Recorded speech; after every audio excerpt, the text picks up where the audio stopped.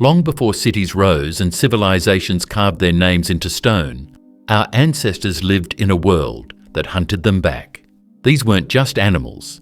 They were nightmare machines with bone-crushing jaws, razor talons, and evolutionary designs perfected over millions of years, specifically to kill primates like us.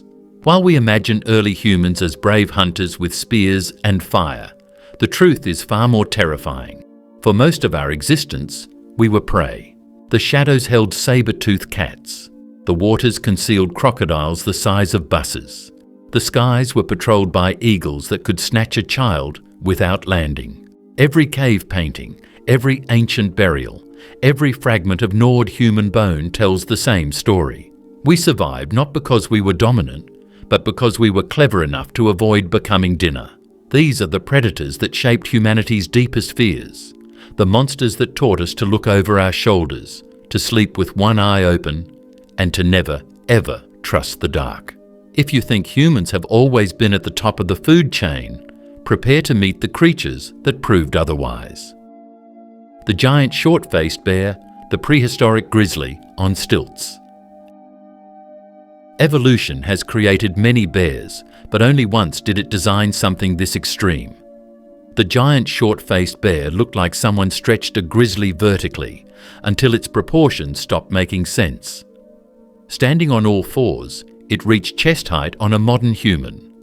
Rearing up on its hind legs, it towered over 12 feet tall, transforming into a wall of fur, muscle, and hunger that could look down into second-story windows. Its face was compressed, giving it a flattened, almost skull-like appearance that made its eyes seem too forward, too calculating.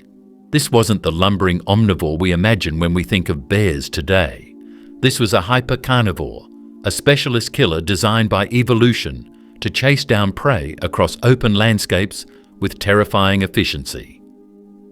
The short-faced bear lived across North America during the Pleistocene, sharing the continent with mammoths, dire wolves, and early humans who crossed the Bering Land Bridge roughly 15,000 years ago.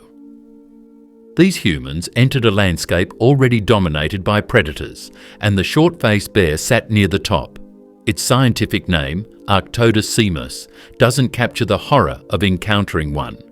Imagine walking through Ice Age grasslands scanning for bison or horses when a shape rises from the tall grass ahead. It's not standing on a hill, it's standing on its own legs, and it's looking directly at you. The limbs of the short-faced bear were built differently than any bear alive today. They were long, lean, and powerfully muscled, not for digging or climbing, but for running.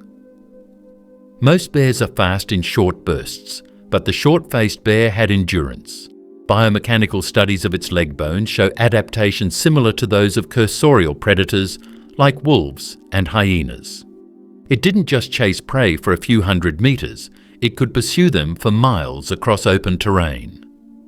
Early humans who relied on stamina hunting to exhaust prey would have found themselves outmatched. A human can run a marathon, but the short-faced bear could have kept pace while weighing nearly a ton. Its jaw structure reveals something even more unsettling. The shortened face wasn't just an odd feature, it was a mechanical advantage.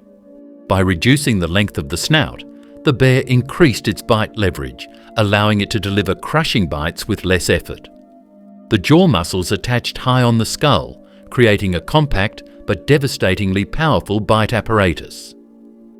Tooth wear patterns show that short-faced bears regularly crunch through bone, not just to access marrow, but as part of their standard feeding behavior.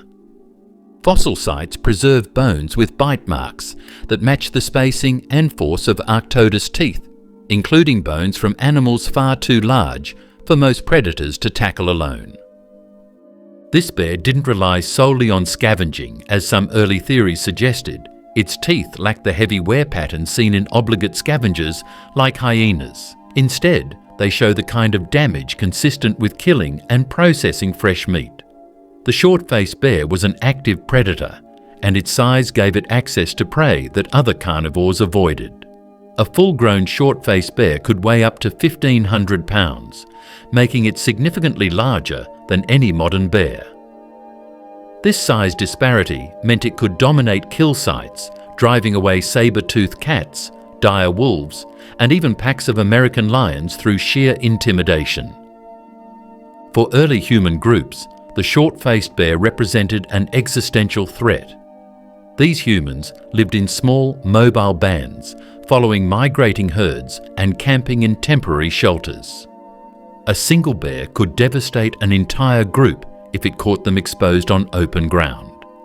Unlike cave bears, which were largely herbivorous and hibernated in deep caverns, the short-faced bear ranged widely across grasslands and river valleys, exactly the same habitats humans preferred. Competition for resources was inevitable, and in direct confrontations, humans had few advantages. Some archaeological sites show evidence of human avoidance strategies. Certain caves and rock shelters that would have made ideal human campsites show no signs of human occupation during periods when short-faced bear fossils are abundant in the region. This suggests that early humans learned to recognize and avoid areas where these predators were active. Other sites show evidence of controlled fire used extensively at entrance points, possibly to create barriers that deterred large predators. Fire became humanity's primary defense, a technology that kept the darkness and everything in it at bay. The extinction of the short-faced bear around 11,000 years ago remains partly mysterious. Climate change transformed Ice Age grasslands into forests, shrinking the open habitats where these bears thrived. Megafauna populations collapsed, removing key prey species. But human hunting pressure may have contributed as well. As human populations grew and hunting technology improved, competition for resources intensified. The short-faced bear's enormous size required massive caloric intake, up to 20 pounds of meat per day. When prey became scarce, these giant bears couldn't adapt quickly enough. The fossil record captures their final decline. Late Pleistocene sites show smaller body sizes in the last populations, suggesting nutritional stress. Juvenile mortality increased. Reproductive rates may have fallen as females struggled to support cubs in degraded habitats. The short-faced bear, which had dominated North American ecosystems for hundreds of thousands of years, vanished within a few millennia of human arrival. Whether humans directly hunted them or simply outcompeted them for resources, the result was the same. The apex predator was removed, and humans inherited the landscape. Dinofelis, the false saber-tooth that specialized in primates. Evolution doesn't always announce its deadliest creations with obvious fangs and enormous size. Sometimes it refines a predator so specifically, so precisely, for a particular prey that it becomes nearly invisible to everything else, until the hunt begins. Dinofelis was one of those predators. Not as massive as Smilodon, not as famous as the cave lion, this medium-sized cat evolved in Africa alongside early hominians and developed a hunting strategy that targeted primates with surgical precision. Its name means terrible cat, and for our ancestors, that description was accurate. This was the predator that understood us better than any other, our movements, our vulnerabilities, our habits, because it had been killing primates for millions of years before humans existed. Dinofelis looked like a stocky leopard crossed with a lynx, with a body built for power rather than speed. It weighed between 200 and 300 pounds, making it smaller than modern lions, but significantly more muscular in proportion to its size. The most distinctive feature was its teeth, not the enormous sabers of Smilodon, but shorter, dirk-like canines that could punch through skulls and spines with brutal efficiency.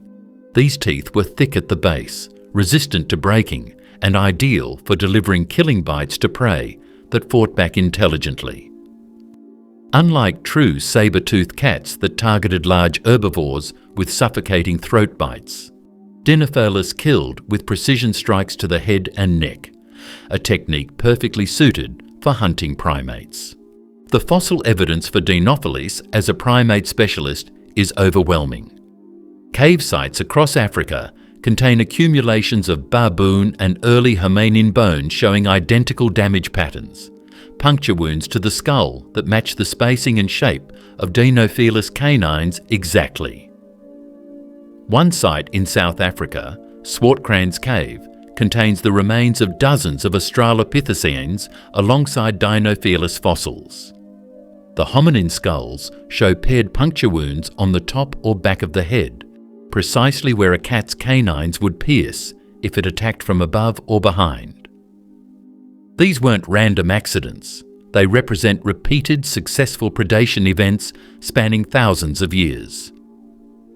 Dinofelis hunted differently than modern big cats. Lions and leopards typically attacked large prey from the sides or rear, targeting the throat or suffocating through sustained bites. Dinofelis, however, developed a technique optimized for tree-dwelling and semi-arboreal prey. It ambushed from elevated positions, rock outcrops, tree branches, cave ledges, dropping onto victims from above. The thick canines punched through the skull, penetrating the brain and killing instantly. This technique left minimal damage to the rest of the carcass and prevented lengthy struggles that could attract other predators or allow the prey to escape into trees. Early hominins like Australopithecus and Paranthropus spent significant time in trees, using them as sleeping sites and refuge from ground predators. They assumed height meant safety. Dinofelis shattered that assumption. It was an excellent climber with retractable claws and flexible shoulders that gave it access to the same vertical spaces where hominins sought protection. Fossil evidence shows Dinofelis occupied caves and rocky hillsides with complex three-dimensional terrain. Exactly the environments early humans preferred. This overlap wasn't coincidental. The cat had learned that where there were caves and cliffs, there were primates. The psychological impact of Dinofelis on early humans would have been profound. Unlike predictable ambush predators that attacked from specific locations, Dinofelis could strike from almost any angle, from behind a boulder, from a tree branch, from a cave entrance, even from above, while you slept in what you thought was a safe perch. This unpredictability would have created constant anxiety. Every rock formation became a potential ambush site. Every shadow in a tree could hide death. Sleep became dangerous, especially for children and elderly individuals who couldn't climb as quickly or fight back effectively. Studies of modern primate behavior offer insights into how early humans might have responded. Baboons, which share similar habitats and social structures with early hominins, show extreme vigilance in areas where leopards hunt. They post sentries, mob predators when detected, and alter their movement patterns to avoid known ambush sites. Early humans likely developed similar strategies. Group cohesion would have been critical. Individuals who wandered away or slept alone faced dramatically higher predation risk. The evolution of human social behavior, including our tendency to sleep in groups and our fear of isolation, may trace directly back to predators like Dinofelis. Fire played a crucial role in human defense against Dinofelis. Evidence of controlled fire use appears in the archaeological record around the same time Dinofelis populations begin to decline. Fire provided light in caves and sleeping sites, eliminating the cover of darkness that ambush predators require. It also created a psychological barrier. Most cats instinctively avoid flames. Humans who mastered fire gained a defensive technology that neutralized Dinofelis's primary advantage. Over time, as fire use spread and human populations grew, the balance shifted. The predator that had hunted our ancestors for millions of years found itself increasingly excluded from the richest hunting grounds. The extinction of Dinofelis, roughly 1.5 million years ago, coincides suspiciously with the rise of Homo erectus, a hominin species with larger brains, better tools, and more sophisticated social structures than earlier Australopithecines. These humans used fire extensively, lived in larger groups, and manufactured weapons capable of injuring or killing large predators. For Dinofelis, which had evolved to prey on smaller, less intelligent primates, this new human represented a dangerous shift. The prey had become too smart, too well defended. Attacks that once succeeded began to fail. Injuries from human retaliation increased. Slowly, the terrible cat disappeared from the fossil record, leaving behind only punctured skulls as evidence of its reign. Crocodilus thorbjarnarsoni, the giant crocodile that patrolled hominine watering holes. Water has always meant both life and death for humanity. We need it to survive, but throughout most of our history, approaching it meant entering a killing zone controlled by predators that evolution perfected over hundreds of millions of years. The most terrifying of these was Crocodilus thorbjarnarsoni, a monstrous crocodile that patrolled the lakes and rivers of East Africa precisely when and where early humans were evolving. This wasn't a relic from the age of dinosaurs. This was a contemporary nightmare, sharing the landscape with our direct ancestors, learning their patterns, waiting at every water source with the patience of a predator that had already won. Crocodilus thorbjarnarsoni dwarfed any crocodile alive today. Conservative estimates place its length at over 25 feet, with some specimens possibly reaching 30 feet or more. This made it significantly larger than modern Nile crocodiles and comparable to the prehistoric Sarcosuchus, often called the supercroc. But unlike Sarcosuchus, which lived in the Cretaceous and never encountered humans, thorbjarnarsoni lived in the Pliocene and Pleistocene, overlapping directly with early Homo species and various Australopithecines. Its fossilized remains come from the same sediment layers as hominin fossils, sometimes from the exact same sites, confirming that these ancient humans and giant crocodiles shared the same water sources. The skull of thorbjarnarsoni reveals a predator designed for taking large prey. It was massive, heavily reinforced, and lined with conical teeth built for gripping rather than slicing. The jaw muscles attached to enlarged areas on the skull, generating bite forces that could crush bone and drag struggling prey underwater. Studies comparing thorbjarnarsoni's skull mechanics to modern crocodiles suggest it could exert bite pressures exceeding 5,000 pounds per square inch, enough to shatter a human femur like a dry twig. Unlike smaller crocodiles that target fish and small mammals, thorbjarnarsoni was built to hunt megafauna, and humans were megafauna. East African hominin sites from this period cluster around ancient lake shores and river channels. These locations weren't chosen randomly. Water was scarce, and permanent water sources attracted game animals that humans hunted.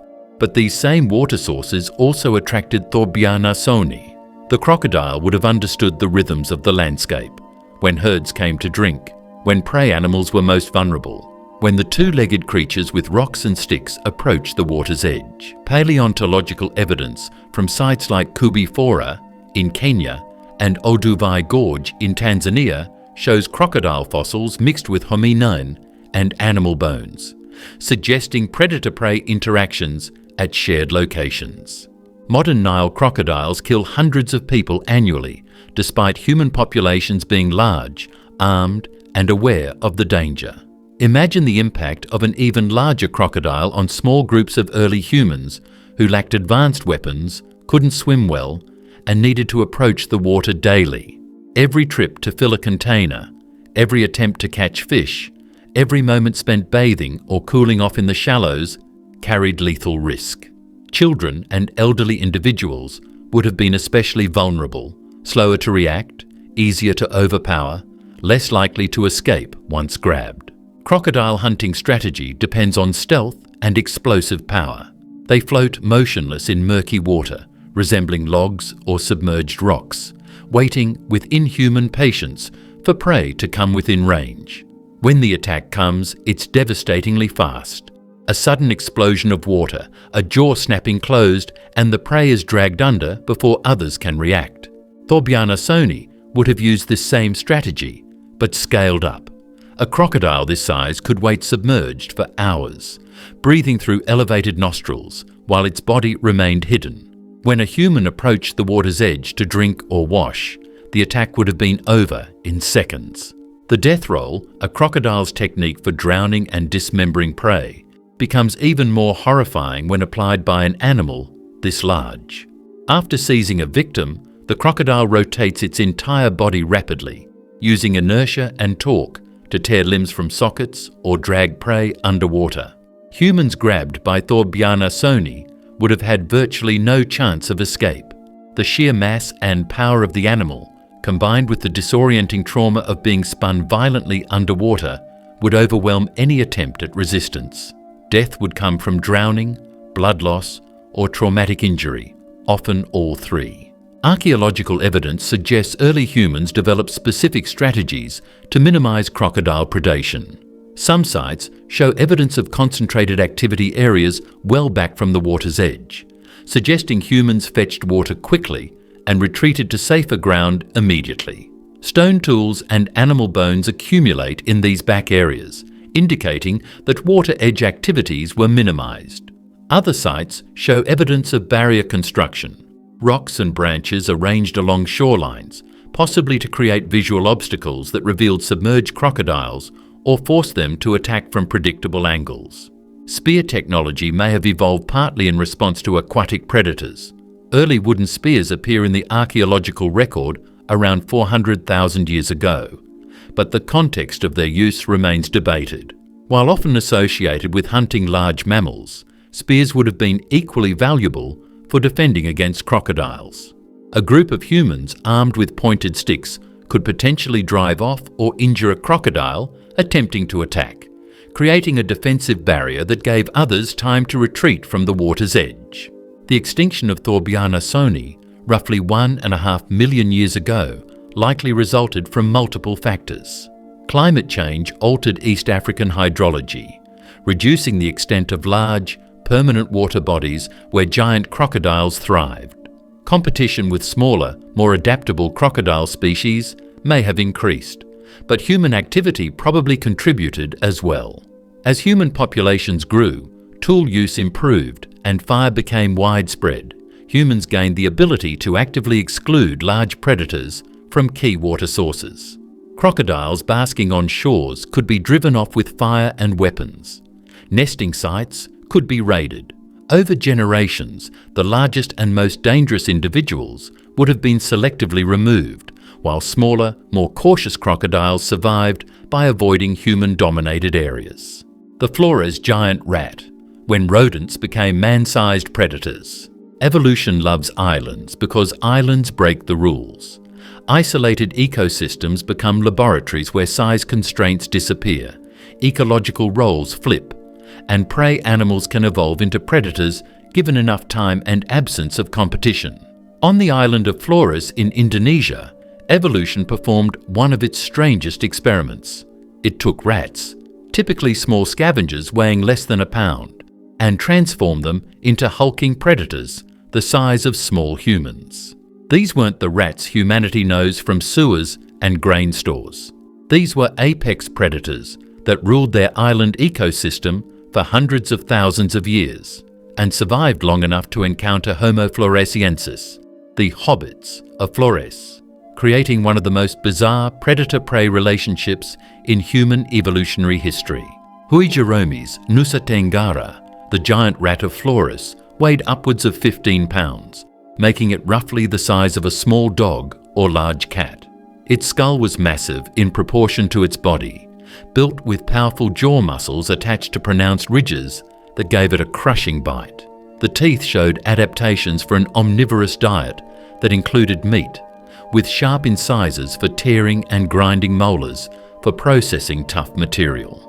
Fossil sites on Flores preserve bones from multiple individuals alongside those of dwarf elephants, giant tortoises and Komodo dragons, painting a picture of an island ecosystem where size norms were inverted. Elephants shrank, rats grew, and everything competed in a landscape with limited resources and no escape.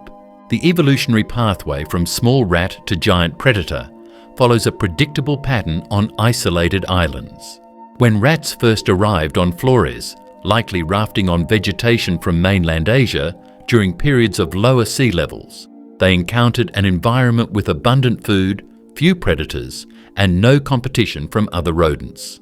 In this ecological vacuum, larger body size offered advantages. Bigger rats could access more food sources, defend better territories, and eventually hunt smaller animals. Over hundreds of thousands of years, selection favoured increasing size until Flores rats reached dimensions that seem impossible for rodents. But Huigeremes wasn't the only giant rat on Flores. The island supported at least 3 species of oversized rodents, some even larger than Huigeremes. These rats filled ecological roles typically occupied by carnivores like weasels, civets, and small cats on mainland ecosystems. They hunted lizards, birds, juvenile tortoises, and likely scavenged from carcasses. Their sharp senses, excellent climbing ability, and opportunistic intelligence made them effective predators. When Homo floresiensis arrived on Flores roughly 1 million years ago, they entered an island where rats weren't timid pests, but bold predators that competed for the same caves, the same food sources, and the same territory. The relationship between Homo floresiensis and giant rats remains partially speculative, but archaeological evidence offers clues. Liangbuar Cave, where most floresiensis fossils have been found, also contains abundant remains of giant rats. The 2 species clearly occupied the same space, used the same cave systems, and likely competed for resources. Bone accumulations in the cave show evidence of both human and rat activity. Cut marks from stone tools on animal bones, gnaw marks from powerful rodent teeth, and burned areas where humans maintain fires. This suggests an uneasy coexistence where both species tried to dominate the same shelters. Giant rats would have posed specific threats to Homo floresiensis populations. These humans were small. Adults stood roughly 3.5 feet tall and weighed perhaps 60 pounds. A 15-pound rat, especially one adapted to aggression and equipped with powerful jaws, could seriously injure or kill a floresiensis child. Infant mortality from rat attacks may have been significant, especially if parents left children unattended while foraging. Modern rats are known to attack sleeping infants even in heavily populated human environments. Giant rats on an island with limited food would have been far bolder. The behavioural ecology of modern rats provides insight into how their giant ancestors might have interacted with humans. Rats are highly intelligent, social animals that learn quickly and adapt to changing conditions. They're also remarkably aggressive when defending territory or competing for food. Modern rat species, mob snakes, attack birds and even kill smaller mammals when opportunity arises. Giant Flores rats, with size and strength on their side, would have been even more formidable. They likely entered human campsites at night, stealing food, scavenging kills, and potentially attacking vulnerable individuals. Fossil evidence suggests humans and giant rats competed for cave access. Caves on Flores are limited, and both species needed shelter from seasonal rains and temperature extremes. Competition for the best caves, those with good visibility, defensible entrances, and proximity to water, would have been intense. Humans had fire and tools, giving them an advantage in direct confrontations. But rats had numbers, persistence, and the ability to enter spaces too small for humans. Evicting an established rat colony from a cave would have required sustained effort, and even after displacement, rats would continuously try to re-enter. The extinction timeline of Flores giant rats coincides suspiciously with changes in human activity on the island. The largest rat species disappeared from the fossil record around 50,000 years ago, roughly when modern Homo sapiens may have reached Flores. Homo floresiensis itself vanished around the same time, possibly outcompeting or directly displaced by the arrival of larger, more technologically advanced humans. These new humans brought better hunting tools, more sophisticated fire use, and possibly domestic dogs, all factors that would have put intense pressure on giant rat populations. Pachycrocuta brevirostris, the giant hyena with a skull-crushing bite. Evolution solved the problem of bone crushing in several ways. Bears developed massive molars, wolves evolved cooperative hunting to exhaust large prey, and cats refined killing bites that avoided bones entirely. But hyenas chose a different path. They turned their jaws into industrial bone crushers, developing some of the most powerful bite forces in mammalian history. And at the peak of this evolutionary experiment lived Pachycrocuta brevirostris, the giant short-faced hyena, an animal so large and powerful it could crack open elephant bones, so intelligent it cached food in caves, and so perfectly adapted to scavenging and hunting that it became one of the most successful predators in Pleistocene Eurasia. For early humans spreading across Europe and Asia, Pachycrocuta represented an existential threat, a competitor that wanted the same caves, the same food, and viewed humans as both rivals and prey. Pachycrocuta brevirostris weighed upwards of 400 pounds, making it significantly larger than any hyena alive today, and comparable in mass to a modern lion. But unlike lions, which kill with suffocating bites and rely on sharp canines, Pachycrocuta's power is centered in its jaws. The skull was massive, compressed front to back, but enormously wide, with pronounced sagittal crests where jaw muscles attached. These muscles generated bite forces exceeding those of any other carnivoran. Estimates suggest Pachycrocuta could exert over 1,200 pounds of force per square inch, enough to crack the femur of an elephant or puncture the skull of a cave bear. The teeth evolved specifically for bone consumption. The carnassials, specialized slicing teeth found in most carnivores, were enlarged and reinforced in Pachycrocuta, able to shear through hide and muscle with ease. But the real innovation appeared in the premolars, which developed into thick, conical crushers rather than blades. These bone-cracking teeth could pulverize skeletal material that other predators couldn't access. Tooth wear patterns on Pachycrocuta fossils show heavy, consistent damage, consistent with frequent bone consumption. These hyenas didn't just crack bones for marrow occasionally, they processed entire carcasses, skeleton and all. This ability gave Pachycrocuta a crucial ecological advantage. After lions, wolves, or early humans made a kill, they consumed the soft tissues and organs, but left behind bones with significant nutritional value still locked inside: marrow, minerals, protein-rich fragments. Pachycrocuta specialized in these leftovers. It arrived after other predators abandoned a carcass and extracted every remaining calorie. Processing remained so thoroughly that modern paleontologists often find accumulations of bone fragments in ancient hyena dens, with barely any intact bones remaining. This scavenging efficiency made Pachycrocuta one of the most successful, large carnivores of its era, persisting for hundreds of thousands of years across a vast geographic range.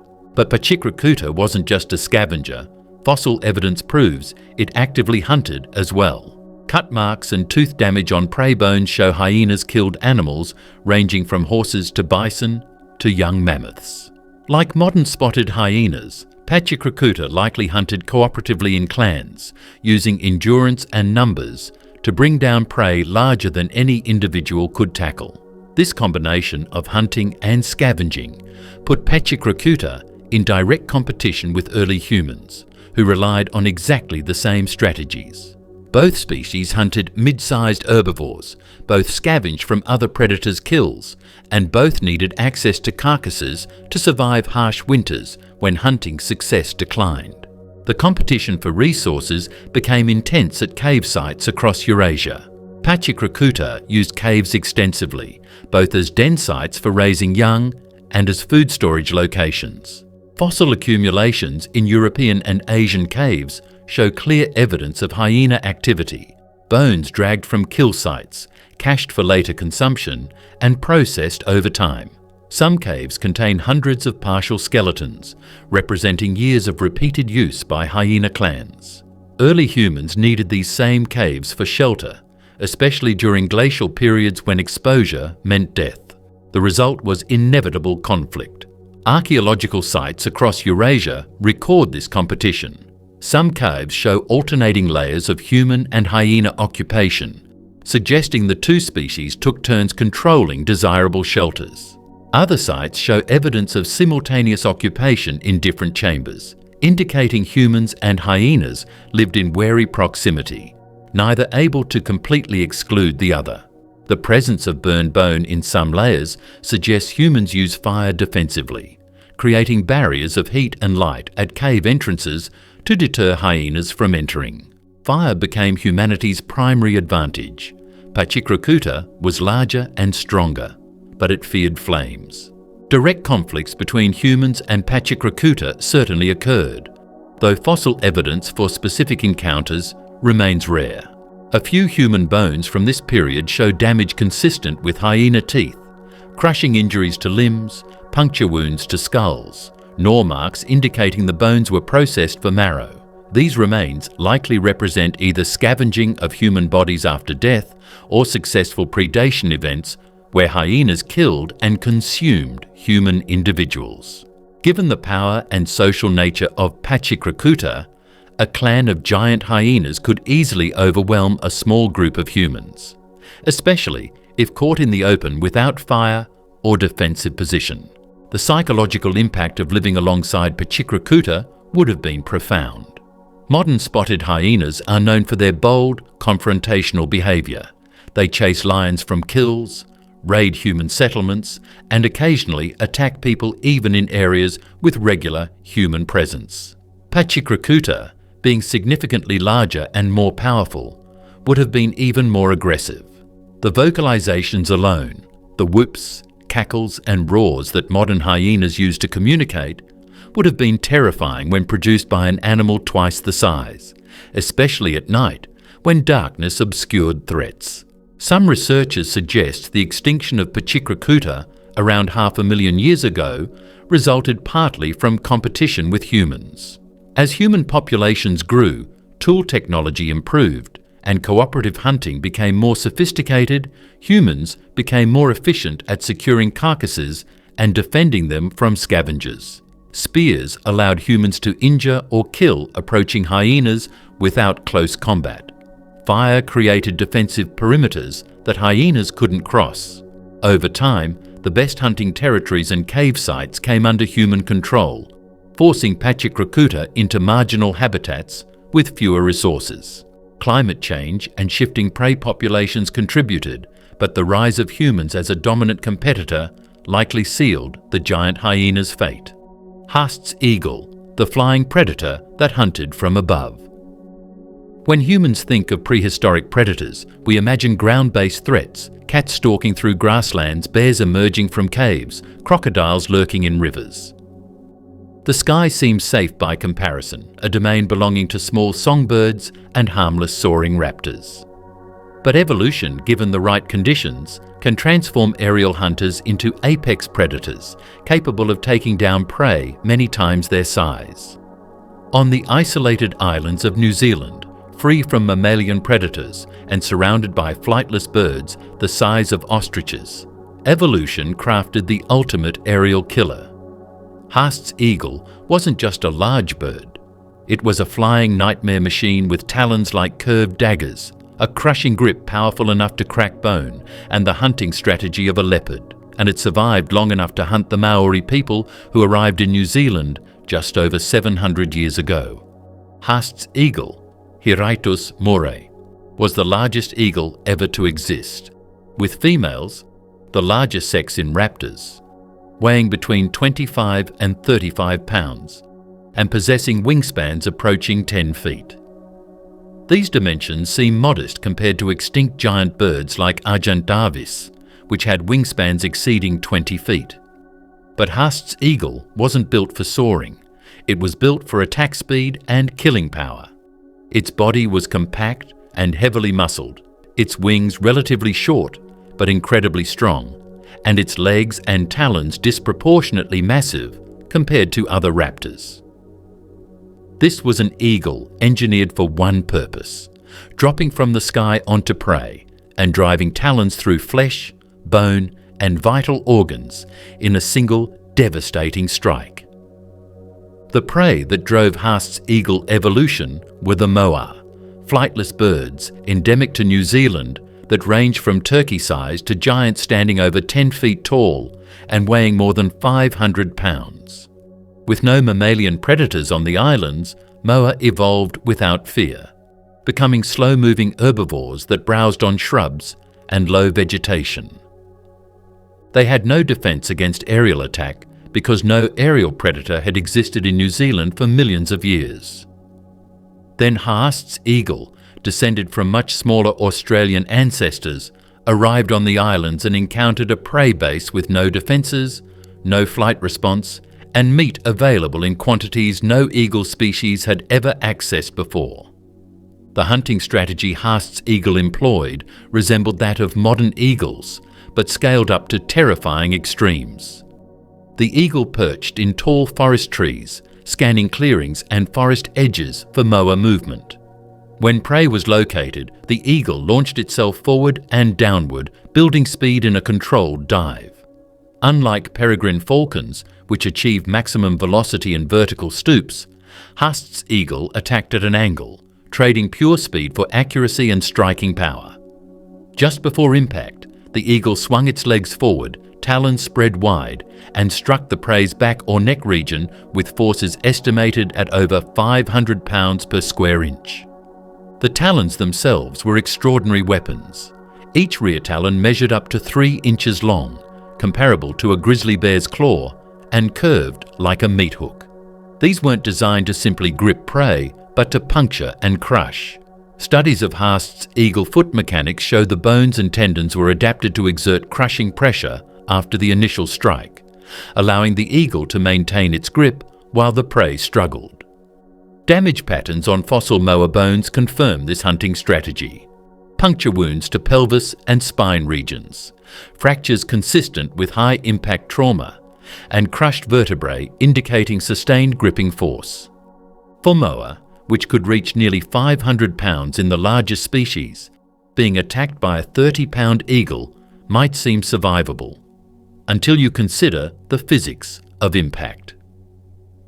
The eagle, striking at 30 to 40 miles per hour, with all its momentum concentrated into 4 razor-sharp talons, delivered trauma equivalent to being stabbed by multiple spears simultaneously. The eagle targeted the pelvic region and lower spine, areas where vital organs clustered and bone structure provided leverage for the eagle to maintain control. Once the talons penetrated, the eagle locked its grip, using its weight and wing beating to maintain balance as the moa collapsed or tried to flee. Death came from hemorrhage, organ damage, or spinal injury, often within minutes. When the Maori arrived in New Zealand around 1280 CE, they entered an ecosystem where Haast's eagle still hunted actively. Early Maori were anatomically modern humans, but they came from Pacific islands, where the largest predators were sharks and small crocodiles. Nothing had prepared them for aerial attack by a bird capable of killing adult humans. Maori oral histories, passed down through generations, describe poakai or hokioi, giant birds that hunted people, especially children, and could carry victims away into the forest. These weren't myths. They were cultural memories of real encounters with Haast's eagle. The eagle's ability to kill humans wasn't theoretical. An adult Haast's eagle hunting a child weighing 50 to 80 pounds would have been operating well within its prey size range. The attack would have been sudden. A shadow passing overhead, perhaps a brief whistle of air through feathers, then impact. The eagle's talons, driven by gravity and muscle power, would punch through flesh and between ribs, potentially penetrating lungs or heart. Even if the initial strike didn't kill immediately, the victim would be severely injured, bleeding heavily, and pinned by a bird too powerful to fight off without weapons. Adults would have been more challenging prey, but not impossible. Haast's eagles had taken moa species weighing several hundred pounds. A human adult weighing 100 to 200 pounds represented a smaller target than the eagle's typical prey. If caught in the open, distracted or separated from the group, an adult could have been attacked successfully. The eagle would target the upper back and neck, attempting to damage the spine and disable the victim. Historical accounts of golden eagle attacks on humans in Central Asia, though rare, demonstrate that even smaller eagles can inflict severe injuries on adult humans under the right circumstances. The Maori developed specific strategies to counter the eagle threat. Settlement patterns show preference for open areas where eagles couldn't approach undetected. Group cohesion increased. People travelled together and maintained visual contact. Children, particularly vulnerable, were kept close and warned about the danger of straying into forest edges. Weapons that could strike aerial threats, clubs and throwing stones, became standard gear. Dogs, which the Maori brought with them, likely served as early warning systems, their barking alerting people to approaching birds. The extinction of Haast's eagle occurred with shocking speed within just a few hundred years of Maori arrival. The primary cause was the extinction of moa, which the Maori hunted intensively for food. Without moa, Haast's eagles lost their primary prey base. Some eagles may have switched to hunting humans more frequently out of desperation, increasing human-eagle conflict.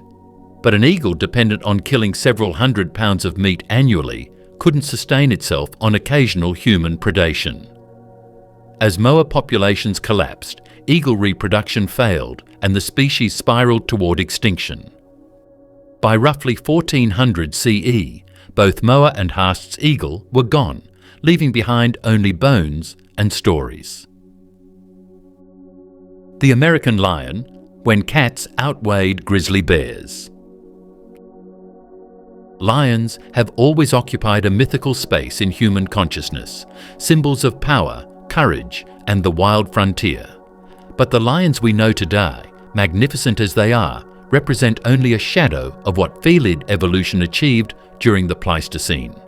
While African lions topped out around 500 pounds, North America hosted a far more terrifying apex predator, the American lion, Panthera atrox, an animal so massive and powerful it redefined what a cat could be. This was a predator that hunted mammoths, killed short-faced bears, and stalked the same landscapes as Paleo-Indian humans who crossed into North America over 12,000 years ago. Those first humans didn't enter an empty wilderness. They entered a continent where they were immediately added to the menu of the largest lion that ever walked the earth. American lions reached weights approaching 900 pounds in the largest individuals, making them up to 50% heavier than modern African lions. This size difference wasn't merely academic. It transformed the lion's ecological role, prey selection, and hunting strategies. Where African lions typically target zebras, wildebeest, and buffalo, American lions hunted bison, horses, camels, and occasionally tackled juvenile mammoths or ground sloths. The sheer killing power required to bring down such massive prey demanded corresponding increases in muscle mass, bite force, and skeletal robustness. The American lion evolved into a super predator, sitting at the apex of one of Earth's most competitive carnivore guilds. The skull of Panthera atrox reveals adaptations for extreme predation. It was proportionally longer and more robust than African or Eurasian lion skulls, with expanded areas for jaw muscle attachment. The canine teeth, while not as elongated as those of saber-toothed cats, were thick and deeply rooted, capable of delivering killing bites to prey with heavy musculature and thick hides. Bite force estimates place American lions well above modern lions, with some calculations suggesting forces exceeding 1,300 pounds per square inch, sufficient to crush vertebrae or puncture the skull of large herbivores. But size alone didn't make American lions successful. Their hunting strategy did. Like modern lions, they likely hunted cooperatively in prides, using coordinated attacks to bring down prey much larger than any individual could tackle alone. Paleontological sites like the La Brea tar pits in Los Angeles preserve hundreds of American lion fossils. many showing evidence of healed injuries, broken ribs, fractured limbs, damaged skulls. These injuries suggest violent confrontations during hunting and competition with other predators. The fact that individuals survived such trauma implies pride structure provided support, with healthy lions sharing kills with injured pride members until they recovered. The tar pit fossil assemblages also reveal something darker about American lion behavior. The concentration of carnivore fossils far exceeds what would be expected if predators simply became stuck occasionally while hunting. Instead, the pattern suggests deliberate scavenging. Lions approached tar-mired prey intentionally, knowing the animals were trapped and vulnerable. Some lions misjudged the tar's stability or became trapped themselves while feeding, creating a cascade of predator deaths as others attempted to scavenge the scavengers. This indicates high intelligence and risk assessment, but also aggressive opportunism that wouldn't hesitate to exploit any available food source, including vulnerable humans. When Paleo-Indians crossed the Bering Land Bridge into North America roughly 15,000 years ago, they encountered ecosystems dominated by American lions. These humans came in small, mobile groups, following megafauna herds and camping in temporary shelters. They possessed sophisticated stone tools, including clovis points designed for hunting mammoths, but their weapons remained primitive compared to later technologies. Against an American lion attack, a clovis spear might wound but likely wouldn't kill quickly enough to prevent casualties. Humans survived through avoidance, group defense, and fire, not through direct confrontation with apex predators. Archaeological evidence for direct human-lion interaction remains scarce, which isn't surprising given the small human population and preservation biases in the fossil record. However, the behavioral ecology of modern large cats provides insights. Lions today occasionally prey on humans in regions where natural prey is scarce, or when lions become habituated to human presence. An American lion, being significantly larger and more powerful, would have found humans particularly vulnerable prey: upright, slow, poorly armed, and often traveling in small groups. A pride of American lions encountering a Paleo-Indian camp would have assessed the humans as they would any prey species, calculating risk versus reward, watching for weakness, waiting for opportunity. The most vulnerable moments for early American humans would have been at night. Lions hunt primarily nocturnally, using darkness to approach prey undetected. Human night vision is poor compared to feline predators, and early humans lacked artificial lighting beyond fires. A lion approaching a sleeping camp could differentiate between the glow of a dying fire and the body sleeping beyond it. If the fire weakened, or if individuals wandered away to relieve themselves or fetch water, they entered a killing zone where lions held every advantage. Some researchers suggest humanity's universal fear of darkness and our tendency to maintain fires through the night evolved partly from selective pressure by nocturnal predators like lions. The extinction of American lions around 11,000 years ago occurred during a period of dramatic environmental change and megafauna collapse. Climate shifts transformed Ice Age grasslands into forests and deserts, fragmenting lion habitat. The extinction of primary prey species, mammoths, mastodons, horses, camels, removed the resource base that supported large predators. But human hunting pressure likely contributed as well. As Paleo-Indian populations grew and hunting technology improved, competition for declining prey intensified. Lions and humans hunted the same species, and when a mammoth became scarce, both predators suffered. Some evidence suggests humans may have actively killed lions, either defensively or to eliminate competition. Later Paleo-Indian sites occasionally contain large carnivore bones showing butchery marks, indicating humans at least scavenged predator carcasses, if not hunting them deliberately. A successful clovis-armed hunting party could potentially kill or drive away lions, especially if they used fire and coordinated tactics. Over centuries, this pressure may have contributed to population declines in areas of concentrated human activity. The American lion, which had ruled the continent for hundreds of thousands of years, vanished within millennia of human arrival, a pattern repeated with megafauna extinctions worldwide. Terror birds, when predators stood 9 feet tall. Flight represents one of evolution's most successful innovations, opening 3-dimensional space for exploitation and escape.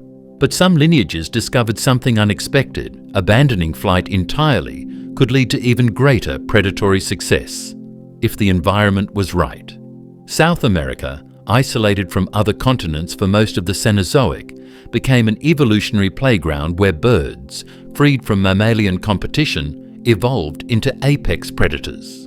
The result was the forest racids, better known as terror birds, massive, flightless hunters with skulls the size of horses, beaks like axes, and running speeds that matched modern cars. And they survived long enough to encounter early humans entering South America over 15,000 years ago, creating one of the most bizarre predator-prey matchups in history. Intelligent bipeds versus carnivorous birds that evolved to kill from an upright stance. The largest terror birds, like Kelenken and Brontornis, stood over 9 feet tall and weighed upwards of 400 pounds. Unlike ostriches or emus, which are large but herbivorous, terror birds were obligate carnivores with anatomy specifically adapted for hunting and killing. The skull was disproportionately massive, measuring up to 2 feet long in some species, with a deep, compressed structure that supported enormous jaw muscles. The beak wasn't a typical avian structure, but a hooked, blade-like killing tool with sharp edges capable of ripping flesh and crushing bone.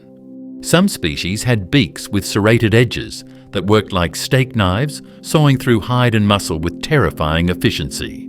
The neck was another specialized weapon.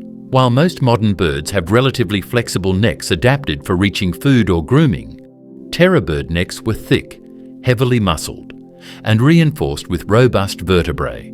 This structure allowed them to deliver powerful downward strikes with the beak, using the neck like a hammer to drive the beak into prey. Biomechanical studies suggest some species could strike with forces exceeding 1,000 pounds per square inch, sufficient to fracture skulls, break limbs, or puncture organs. The attack pattern likely involved running down prey, striking with the beak to disable, and then delivering repeated pecks and tears until the victim died from trauma and blood loss. The legs were equally remarkable. Terror bird legs were long, powerfully muscled, and built for explosive acceleration rather than endurance running. The feet, unlike the grasping talons of eagles or the crushing feet of cassowaries, were armed with large, sharp claws designed more for stability during attacks than for killing. The hind claw on each foot could be used for kicking, similar to modern ratites. But the primary weapons remained the beak and the sheer impact force of a 400-pound bird running at 30 miles per hour and colliding with prey. Terror birds occupied diverse ecological niches across South America, from forest specialists that ambushed prey in dense vegetation to plains hunters that ran down herbivores in open grasslands. The diversity of species, each with slightly different proportions and hunting strategies, suggests terror birds had refined predation to a level comparable to modern large carnivores.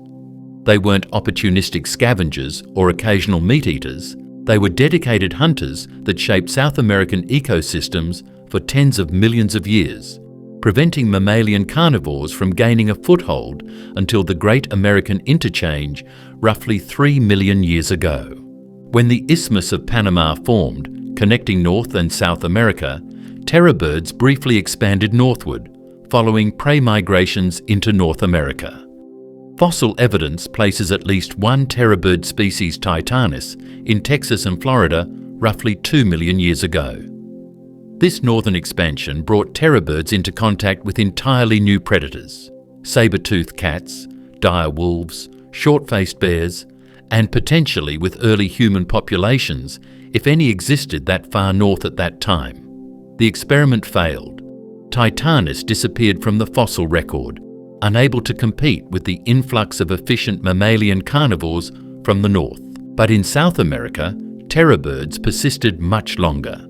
The smallest species may have survived until just 15,000 years ago, overlapping with the arrival of early human populations migrating southward through the Americas.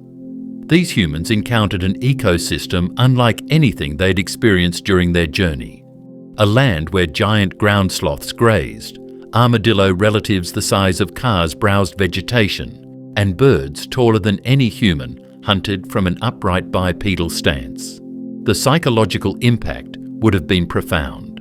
Humans instinctively understand mammalian predators.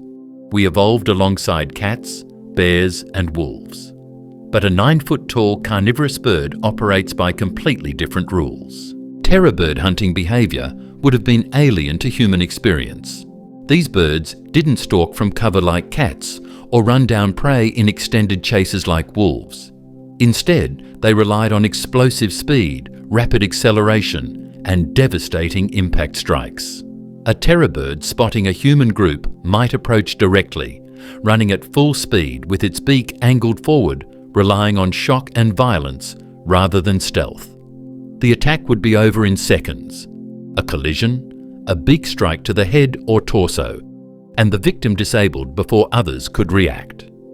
For early humans accustomed to predators that approached cautiously or waited for opportunity, this direct, aggressive assault would have been terrifying. Defense against terror birds would have been extremely difficult.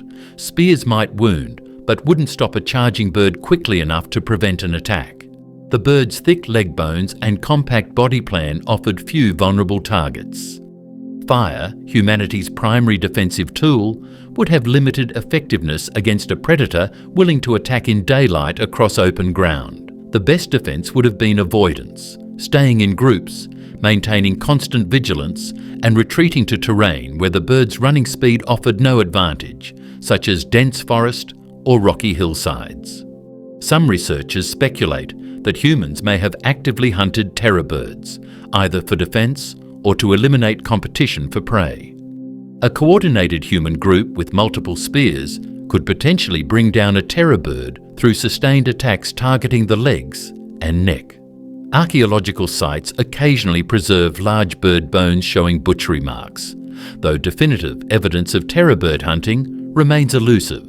What's clear is that the arrival of humans coincided with rapid terror bird decline across South America. Whether through direct hunting, competition for prey, or habitat modification through the use of fire, humans likely contributed to the extinction of the last terror bird species. Megalania, the 20-foot lizard that ambushed from trees. Australia has always been a land of biological extremes, a continent where evolution experiments with size, venom, and predatory strategies that seem excessive anywhere else. While most continents transitioned from reptilian to mammalian dominance after the dinosaurs, Australia maintained a parallel track where reptiles remained top predators well into the age of humans. The apex of this reptilian persistence was Megalania prisca, a monitor lizard that stretched over 20 feet long, weighed close to a ton, and combined the stealth hunting tactics of modern monitors with size comparable to the largest crocodiles. This was an animal that should have been extinct for millions of years, but survived into the late Pleistocene, overlapping with indigenous Australians for thousands of years, and creating one of the most terrifying predator-prey dynamics in human history. Megalania belonged to the monitor lizard family, the same group that includes today's Komodo dragon. But where Komodo dragons max out around 10 feet and 300 pounds, Megalania more than doubled both dimensions. Conservative estimates place its length at 18 to 20 feet, from snout to tail tip, with body mass potentially reaching 1,500 pounds or more in the largest individuals. This size placed Megalania firmly in the same weight class as Nile crocodiles and large great white sharks, predators that define their ecosystems and face no natural enemies. The skull of Megalania reveals a predator built for inflicting massive trauma. It was long, robust, and lined with serrated, recurved teeth that angled backward into the throat. These teeth weren't designed for precise cutting like mammalian carnivores, but for gripping, tearing, and creating massive wounds that bled profusely. The teeth themselves showed wear patterns consistent with bone processing, indicating Megalania could bite through skeletal material, not just soft tissue. The jaw joint structure gave the lizard a wide gape and powerful bite force, with estimates ranging from 1,500 to 2,000 pounds per square inch, comparable to large crocodilians. Recent research suggests Megalania may have possessed venom, like its modern relative, the Komodo dragon. While this remains debated, the presence of venom glands in multiple monitor lizard species suggests the trait may have appeared early in the lineage. If Megalania was venomous, its hunting strategy becomes even more terrifying. The lizard wouldn't need to kill prey immediately. A single bite could deliver hemorrhagic toxins that cause progressive weakness, shock, and death over hours or days. The lizard could then follow the dying prey at a leisurely pace, conserving energy while waiting for toxins to do their work. The hunting strategy of Megalania likely resembled that of modern monitors, but scaled up. These lizards are ambush predators, using patience and stealth rather than active pursuit. Megalania would have positioned itself along game trails, near water sources, or in dense vegetation where prey animals passed regularly. Unlike warm-blooded predators that need to eat frequently, reptiles can survive on infrequent, large meals. Megalania might eat once every few weeks, consuming 60 to 100 pounds of meat in a single feeding, then remaining dormant while digesting. For indigenous Australians who reached the continent roughly 65,000 years ago, Megalania represented an unprecedented threat. These early humans had encountered large predators in Asia: tigers, leopards, crocodiles, but nothing prepared them for a giant lizard that could climb trees, swim efficiently, and detect prey through both scent and ground vibrations. Megalania operated by completely different rules than mammalian predators. It didn't hunt in packs, didn't make territorial vocalizations, and showed no warning behaviors before attacking. The first sign of danger might be jaws clamping onto a leg or torso, followed by violent thrashing as the lizard attempted to dismember its prey. The size of Megalania meant it could hunt adult humans with ease. While modern Komodo dragons occasionally attack humans, successful kills typically involve children, elderly individuals, or adults caught off guard. Megalania, being 3 times larger, could overpower even healthy adult humans. The attack would likely come from concealment, the lizard rushing from dense vegetation or dropping from a tree branch, achieving surprise before the victim could flee or defend. The initial bite would deliver tremendous trauma, potentially breaking bones and severing major blood vessels. If venom was present, the combination of physical injury and toxin exposure would rapidly incapacitate the victim. Archaeological evidence for Megalania-human interaction remains limited but suggestive. Some indigenous Australian rock art depicts large lizard-like creatures with exaggerated features, long tails, powerful limbs, and aggressive postures. While these images are often interpreted as mythological, they may represent cultural memories of Megalania encounters. Oral traditions from some Aboriginal groups describe giant lizards that hunted people, particularly in specific geographic regions where Megalania fossils have been found. These stories, passed down through hundreds of generations, likely preserve real information about predator-human interactions. The extinction of Megalania, roughly 50,000 years ago, coincides suspiciously with human colonization of Australia. Several factors likely contributed. Climate change made Australia increasingly arid, reducing forest cover and fragmenting Megalania habitat. The extinction of megafauna, giant kangaroos, rhinoceros-sized wombats, enormous birds, removed key prey species. But human activity likely accelerated the decline, Indigenous Australians used fire extensively to manage landscapes, and these controlled burns transformed Australian ecosystems, opening forests into grasslands. Megalania, adapted to ambush hunting in vegetated environments, would have struggled in more open habitats. Humans may have also hunted Megalania directly. Unlike most giant reptiles, which are difficult to kill with primitive weapons, monitors have relatively thin skin and vital organs concentrated in the body cavity. A well-placed spear could inflict mortal wounds.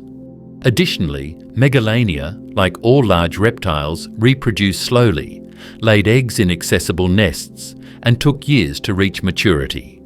Humans raiding nests for eggs could have prevented population replacement even without killing adult lizards. Over millennia, these combined pressures pushed Megalania toward extinction, removing one of Earth's last giant terrestrial predatory reptiles. Cave bears, the vegetarian giants that sometimes weren't. Size creates assumptions. When an animal weighs 1,000 pounds and stands 8 feet tall, humans instinctively label it a predator, something to fear, avoid, and respect from a distance. Cave bears, Ursus spelaeus, fit this template perfectly. Massive Ice Age giants that occupied the same European caves that early humans desperately needed for shelter.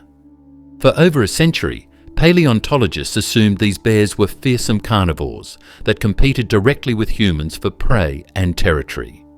But science loves dismantling assumptions, and detailed analysis of cave bear teeth, bones, and isotopes revealed something unexpected. These giants were primarily vegetarians, peacefully munching plants while their smaller cousins, the brown bears, filled the carnivore niche. This discovery should have made cave bears seem less threatening. It didn't. Whether vegetarian or not, cave bears were still enormous, territorial, and perfectly capable of killing anything that threatened them or their cubs. Early humans learned this the hard way. Cave bears evolved from brown bear ancestors roughly 1 million years ago, diverging into a separate lineage that specialized in plant-based diets. Their teeth show dramatic adaptations: enlarged, flattened molars perfect for grinding vegetation, reduced carnassials that other bears use for shearing meat, and relatively weak jaw muscles compared to carnivorous species.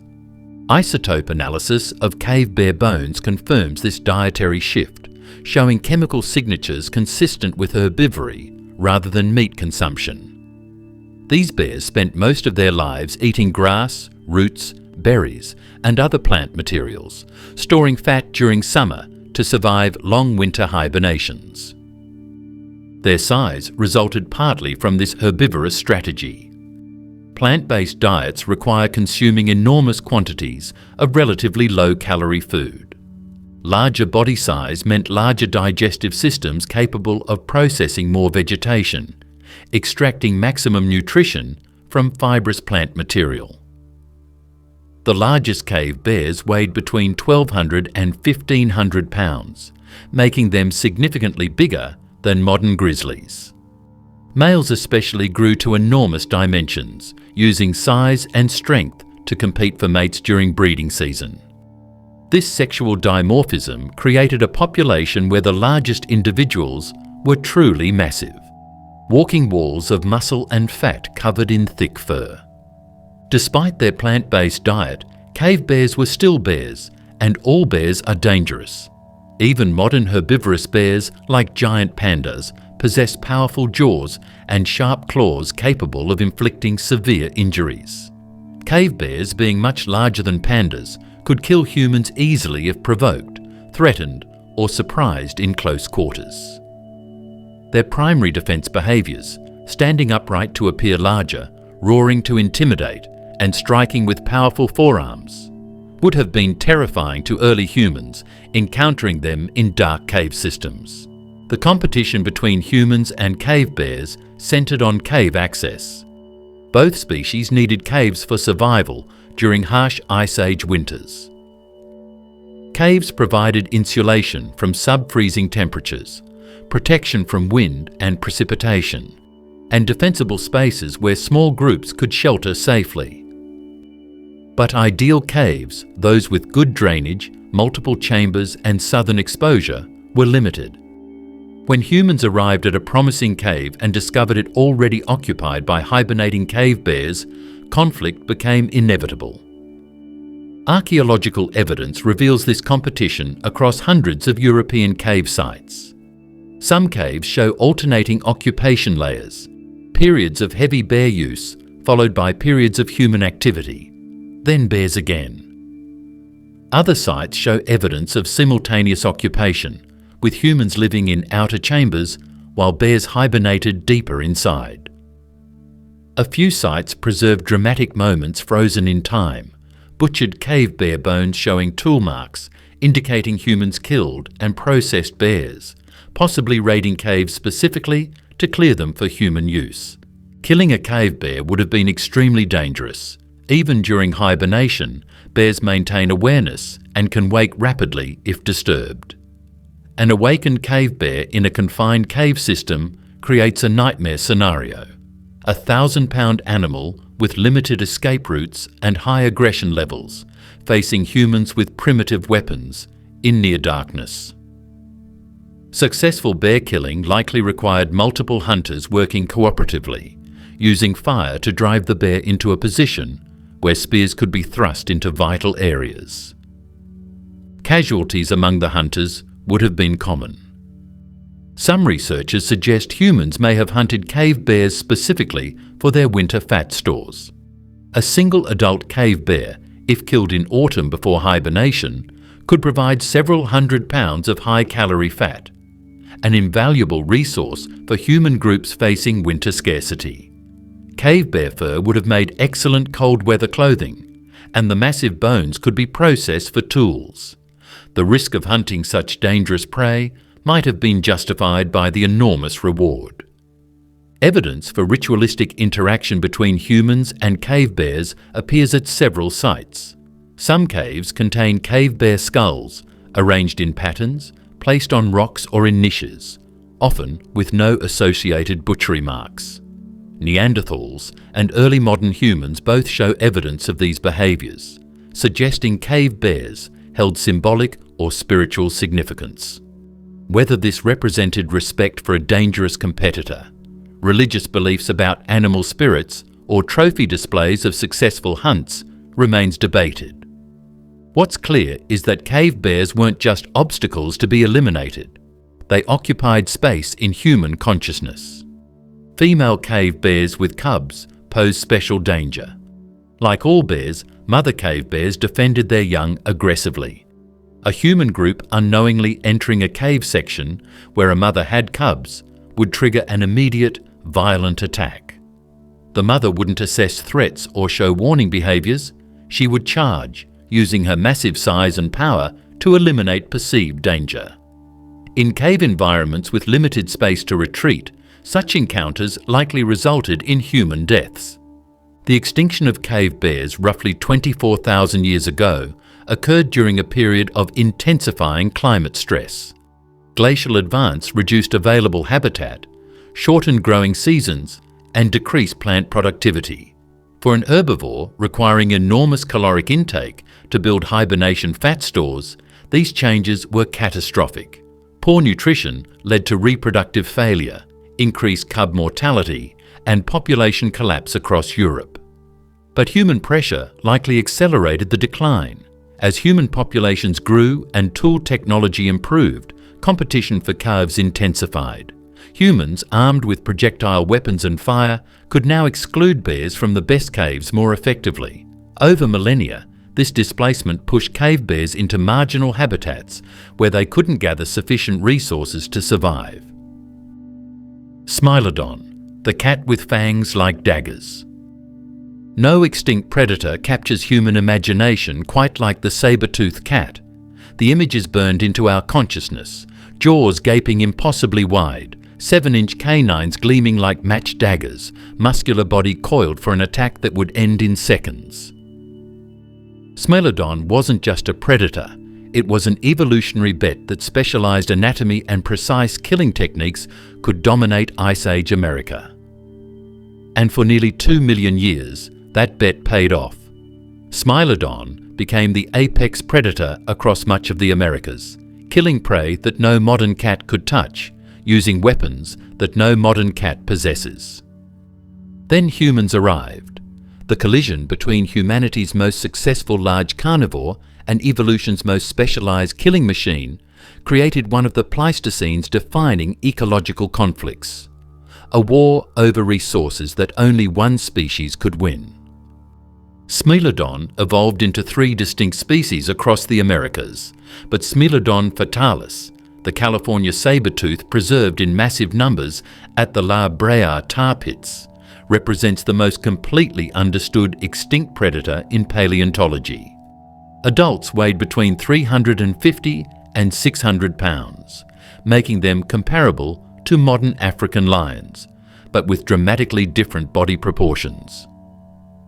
Smilodon was shorter, more heavily built, with a robust skeleton supporting enormous muscle mass.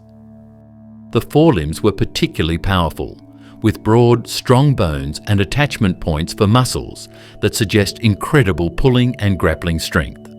But the defining feature, the anatomical innovation that separated Smilodon from all other cats, was the canines.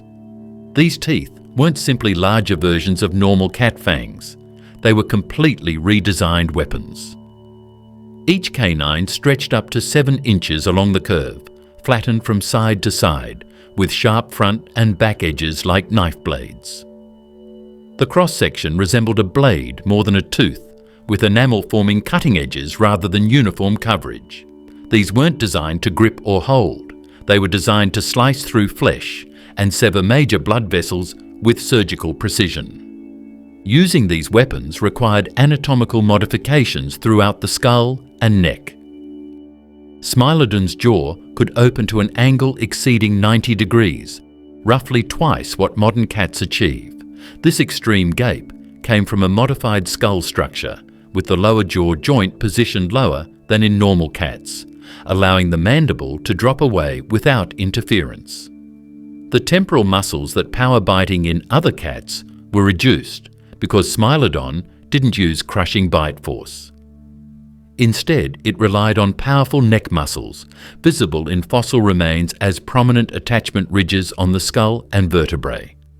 The killing technique involved not biting, but driving, pressing the fangs downward using neck and shoulder strength, while holding prey immobile with the massive forelimbs. The prey targeted by Smilodon ranged from bison and horses to juvenile mammoths and giant ground sloths, animals that modern big cats avoid or can only kill with tremendous difficulty.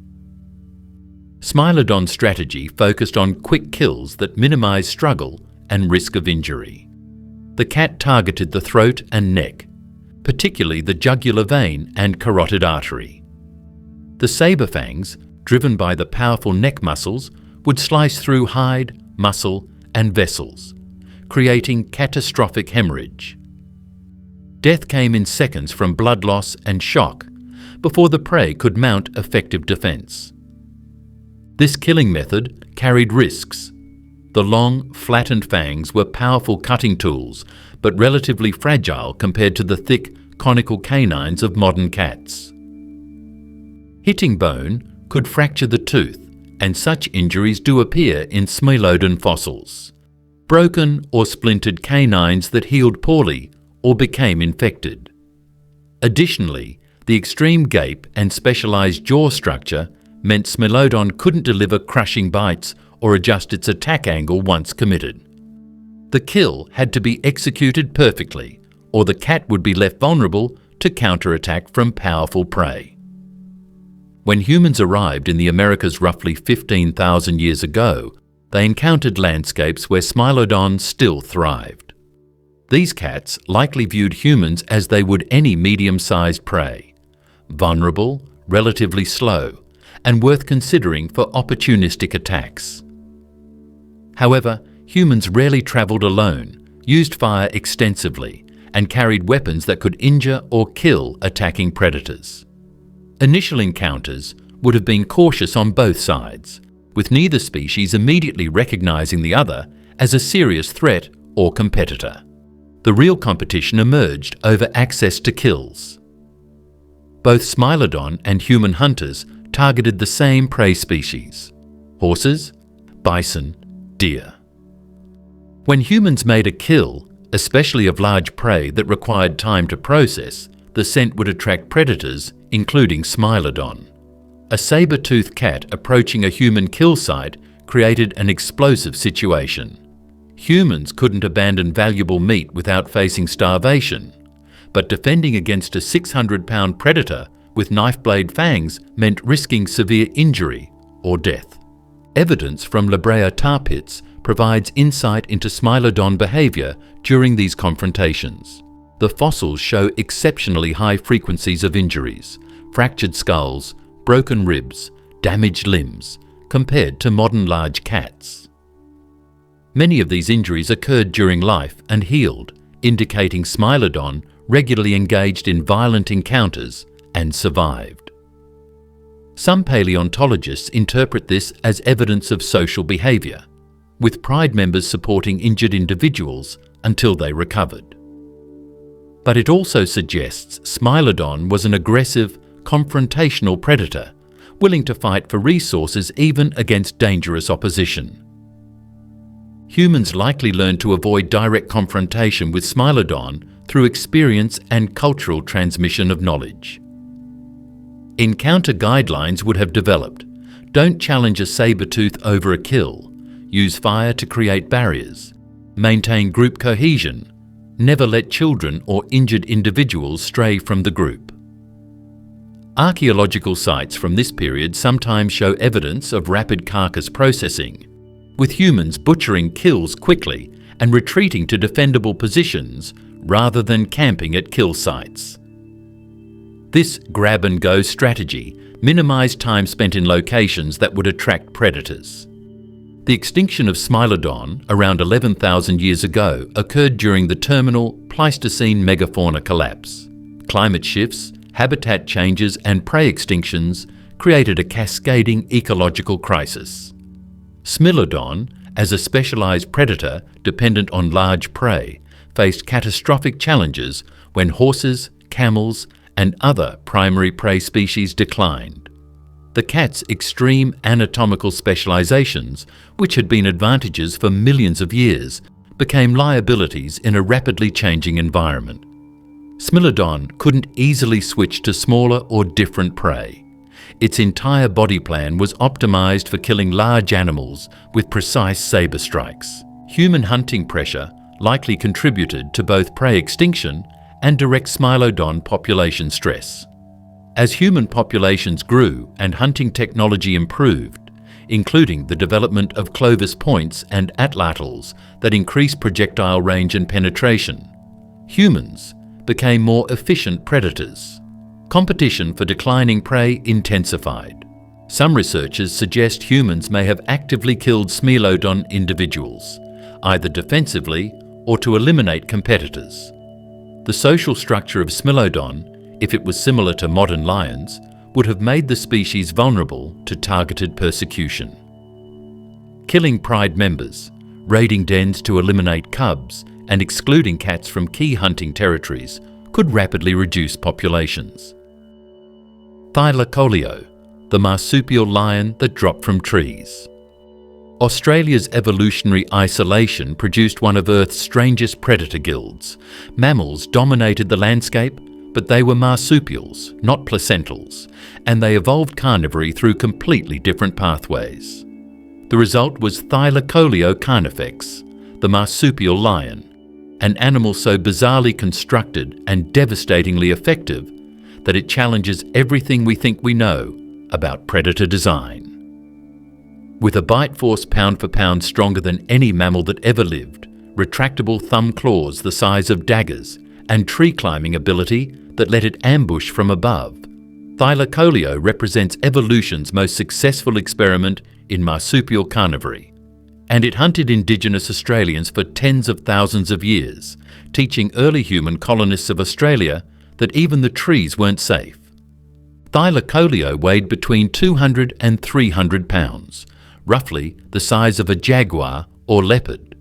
but its killing power far exceeded cats of comparable mass. The skull was short, deep, and massively constructed, with enormous temporal fossae where jaw muscles attached.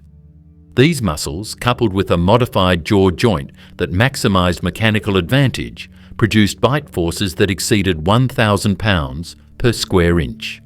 For comparison, modern lions of similar size generate around 600 pounds per square inch.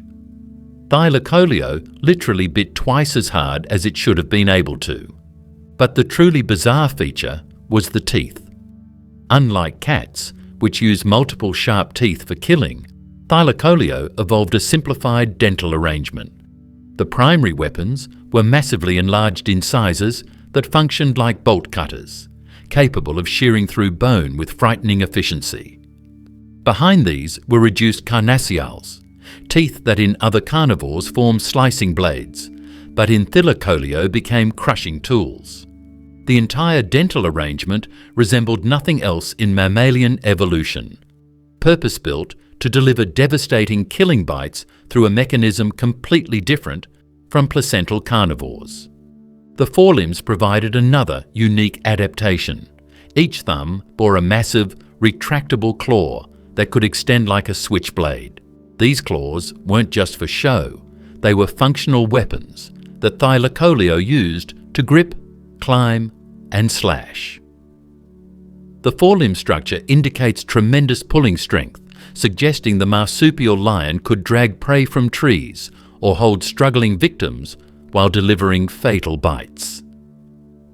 Some researchers suggest Thylacoleo hunted by ambushing from trees, dropping onto prey, securing its grip with the thumb claws, then delivering a crushing bite to the skull or spine.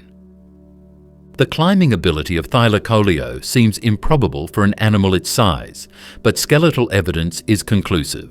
The limb proportions, muscle attachment sites, and joint structures all indicate an animal adapted for vertical climbing.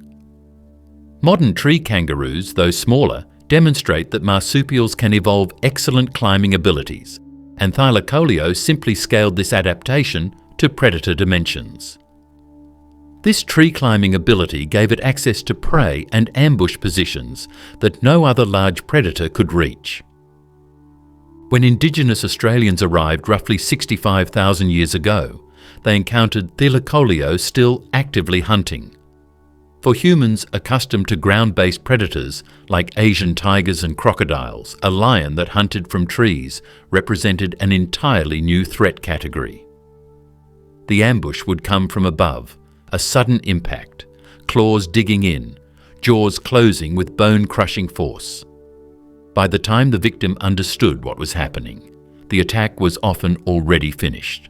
Cave deposits across Australia preserve evidence of Thylacoleo, including some sites that also contain human artefacts. The overlap indicates both species use the same cave systems, suggesting either competition for shelter or predator-prey interactions. Some Thylacoleo fossils show damage consistent with human weapons, impact fractures that could have come from clubs or thrown stones. This hints at violent encounters where humans fought back against attacking marsupial lions.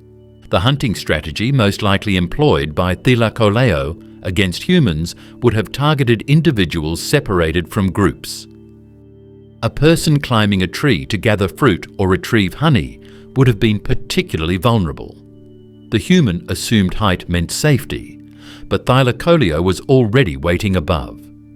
Similarly, humans sleeping in trees to avoid ground predators could have been attacked while unconscious, giving them no time to react before the marsupial lion's jaws closed on their skull. Defense against Thylacoleo would have been extremely difficult. The animal's tree-climbing ability negated humanity's primary escape strategy. Fire might have helped if humans remained on the ground, but fire in trees creates obvious problems. Weapons effective against ground predators, spears and clubs, work poorly against an attacker dropping from above. The best defense would have been constant vigilance, scanning trees before approaching, and avoiding areas where Thylacoleo was known to hunt.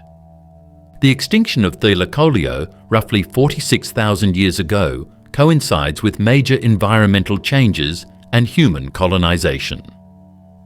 Australia was becoming increasingly arid, shifting from woodland to more open habitats. This transformation would have reduced tree cover, eliminating Thylacoleo's primary hunting strategy. Additionally, Indigenous Australians use fire extensively to manage landscapes, and these controlled burns accelerated the conversion of forests to grasslands.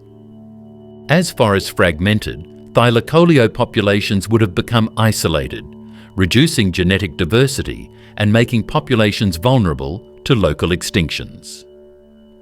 Humans may have also hunted Thylacoleo directly. Unlike some megafauna that were too dangerous to approach, Thylacoleo was vulnerable during daylight hours when it rested. Hunters could potentially locate resting marsupial lions in caves or tree hollows and attack them in positions where the animals couldn't flee or fight effectively. The extinction happened relatively quickly after human arrival, suggesting humans played a significant role, whether through direct predation, habitat modification, or competition for prey.